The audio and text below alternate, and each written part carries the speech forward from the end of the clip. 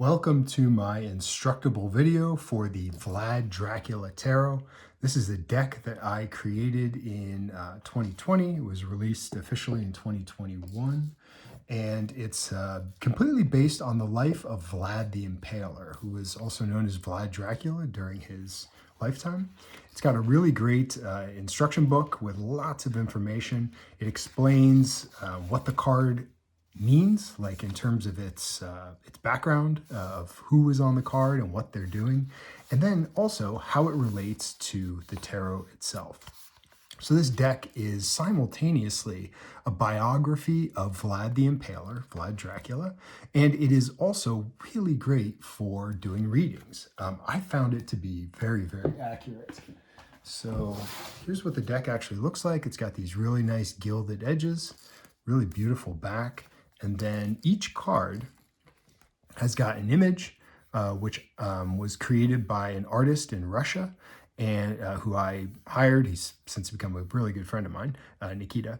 And then we've got the name of the tarot card itself. And then down here, it explains sort of what's happening on the card. Because if you're not really familiar with the life of Vlad the Impaler, you might not exactly understand what's being portrayed here. But this explains it for you. And then your job is, as you're doing the reading, to figure out how could this possibly apply to your life. And I'm glad that the Eight of Cups just happens to be the card that I turned over here. Because if you look at this now, under what circumstances are you going to be boiled alive in a giant pot? Well, let's think about that for a second. There are a lot of things that happen in our lives where we feel like we're in a pressure cooker. So imagine if you were in like a work environment and your boss was really on your butt all the time, and you had a lot of new orders or something coming in, and you were really busy all the time, and you felt like you were in a pressure cooker. There's a lot of incentive to make a lot of money or whatever.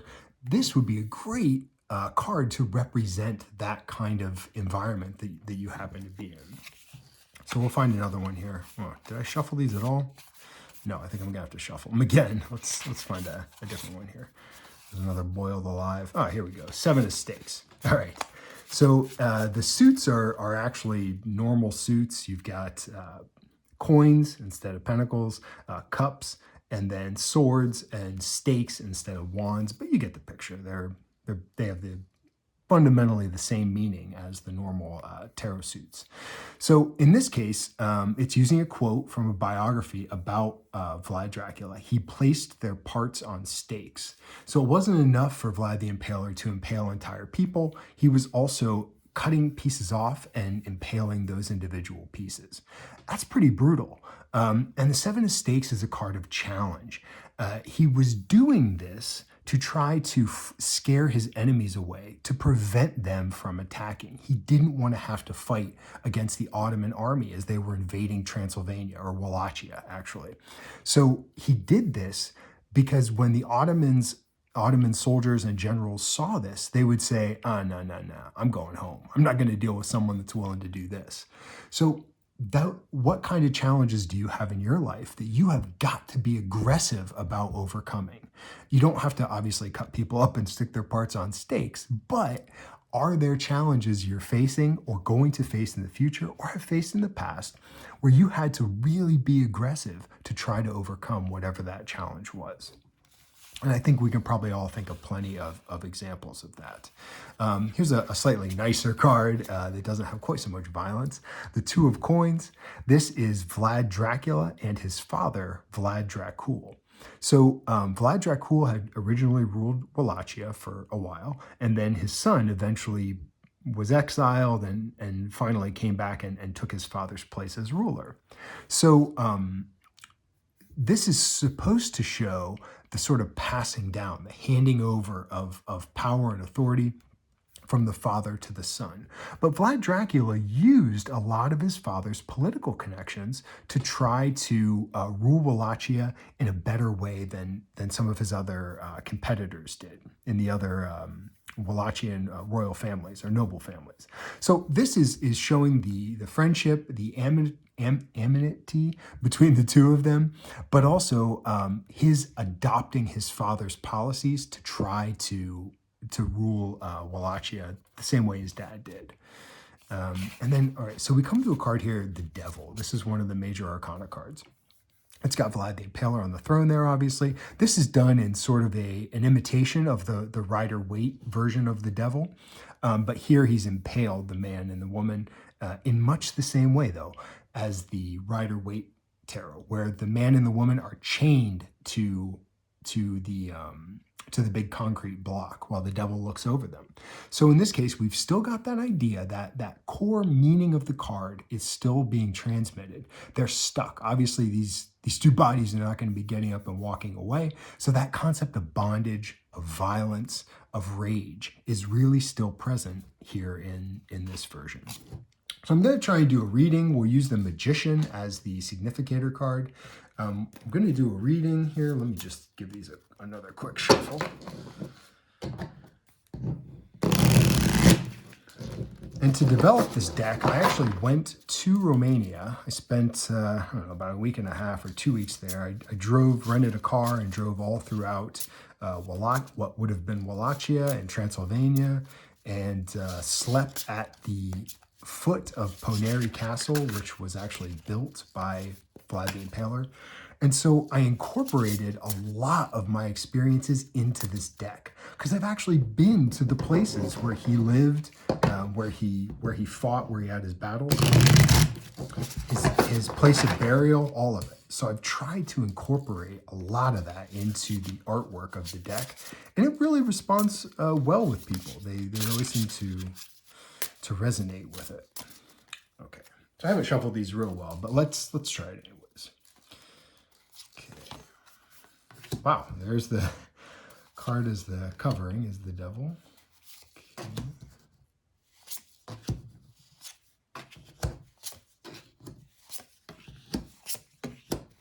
So remember, the key challenge here with this particular deck is how the heck does it relate to me? How does it relate to what's going on in my life or things that are happening around me? And it's not always readily apparent. Sometimes you've got to do a little bit of a meditation maybe to try to figure out or understand how this directly relates to you. But I'll tell you what I can see, and again, this is just kind of an example. So we've got here in my future positions, Strength, the Five of Coins, and the King of Swords. I'm crossed by the Lovers, which actually makes perfect sense for me. Two of Cups is falling away, and the Fool is also in the foundation position. So I would say in my personal life, well, I just went through a breakup. I was engaged and I just broke up with my fiance about 2 months ago, but she and I still talk every single day. So is that healthy? Probably not, but I would say that would probably represent my challenge here as the Lovers, and possibly even the Devil, because the Devil and the Lovers actually relate to each other in the sense of bondage, of being bound or tied to somebody or something. And the fact that the Two of Cups is in the falling away position would be also represent, this is a card of relationship, okay? It's in this particular example, it's a relationship with 3 people, but it could be the relationship between me and my girlfriend, that energy going away. And see how quickly I related that to what's happening in the other cards and what's happening in my life. I'm able to look at this and say, well, yeah, it's like a political alliance, but I don't have political alliances, so how could that relate to me? Well, the answer is, what relationships do I have that are in the past, falling out of influence? Let's go up to the Fear card real quick, because I think this one fits really, really well for me. And it's the Six of Coins. This is a card that represents, in this position here, is the position that represents what you're afraid of. It doesn't mean it's what's going to happen. It just means it's what the worst possible thing in the back of your mind. And I'd say this is actually accurate. Wealthy Saxon merchants of Transylvania. So look, I'm a businessman. I earn my own money. I don't have to work for anybody, and there's a lot of freedom that comes with that. But there's also a lot of stress that comes with it, because you gotta pay the bills at the end of the month or the beginning of the month. So as an independent businessman, yeah, I get nervous about money all the time. that would make a lot of sense to have this card in that fear position. Again, I'm not a wealthy Saxon merchant of Transylvania, but I am a businessman, so I can understand how that would apply to me. We go to the strength position in the future. This is really, really such a good example for me right now, because I don't know if you know this or not, but I train in boxing. I'm an amateur boxer, registered with USA Boxing, and I've been training like crazy for the last few months here, getting ready for a fight coming up in a few months, in April or May. So strength is something that's always on my mind. I think about it a lot. And strength is a card that means overcoming your own internal things. The Chariot is about an external, fighting and overcoming an external adversary, whereas strength is an internal adversary. So that, I would say, really does apply to me, because I'm trying to conquer my own body through the training process right now. If we go up to the Five of Coins, you've got, would be a future position. These three cards all represent the future because of where they're placed in the Celtic cross. Vlad attacking foraging Ottoman soldiers. So in this particular illustration here, the card really relates to the person who is being attacked. The Five of Coins is the Five of Pentacles. It's a card of loss or privation. It means you tried to get something and it didn't really work out for you. So that could mean I've got financial challenges in the future coming up here. And then in the top card is the King of Swords. In this case, it is King Matthias of Hungary. So this King Matthias was a king who alternately was really helpful to Vlad the Impaler, but sometimes sort of betrayed him or was not exactly helpful to him. So in terms of the King of Swords, in my future position, it could represent someone who maybe isn't exactly going to be my friend, even though I think they are.